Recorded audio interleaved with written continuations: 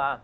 Hoje vamos falar sobre o granizo, que é um fenômeno meteorológico comum aqui no país, mas que infelizmente muitas vezes provoca bastante destruição, como o destelhamento de casas, danos na rede elétrica e em veículos, sem contar com os enormes prejuízos causados à agricultura.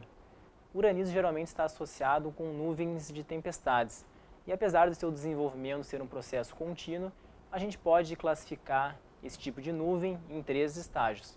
Para entendermos melhor como isso ocorre, vamos dar uma olhadinha nessas figuras aqui. O processo inicial então é caracterizado com uma nuvem do tipo cúmulos, que começa a crescer verticalmente a partir das correntes ascendentes, que, como a gente pode ver na figura, predominam no interior da nuvem e estão associadas ao aquecimento do ar próximo à superfície ou pela ação de outros mecanismos. Aí, se as condições atmosféricas forem favoráveis e esse processo do levantamento do ar continuar se repetindo, essa nuvem pode ter um desenvolvimento vertical maior, inclusive podendo chegar a uma altitude próxima dos 20 km nas regiões dos trópicos, caracterizando-se assim como estágio de maturidade. Nessa etapa, a nuvem é conhecida como cumulonimbus e é justamente o momento mais perigoso quando muitas vezes acontecem as chuvas fortes, que podem vir acompanhadas de rajadas de vento, descargas elétricas e até queda de granizo, como a gente vai ver daqui a pouquinho. Nesse momento, as correntes ascendentes que atuam no interior da nuvem são bastante intensas, com ventos que podem chegar até 100 km por hora.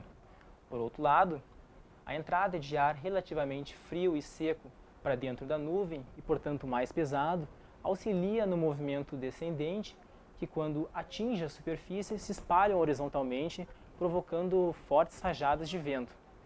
No interior da nuvem, à medida que o ar ascende, se resfria, condensando e formando gotículas de água que depois vão se transformar em cristais de gelo pelo congelamento da água. Aí, quando essas partículas se tornam suficientemente grandes a ponto de romper a força exercida por essas correntes, elas acabam precipitando em forma de granizo. Durante a sua queda, a partícula em formação se choca com gotículas de água líquida e super resfriada que se agregam a ela, levando ao aumento do seu volume. Como as correntes ascendentes são inclinadas no interior da nuvem, quando ela começa a cair, se houver uma outra corrente intensa, essa partícula pode ser lançada novamente para cima e esse processo pode ocorrer várias vezes, até que a pedra de gelo se torne grande o suficiente a ponto dessas correntes não sustentarem mais o seu peso. E aí sim ela acaba caindo, precipitando em forma de granizo e atingindo a superfície. E finalmente a nuvem entra em estágio de dissipação, quando no interior dela predomina a circulação, o movimento descendente, como a gente vê nessa figura. Nessa etapa, as chuvas geralmente são de fraca intensidade e, portanto, já não causam muitos danos.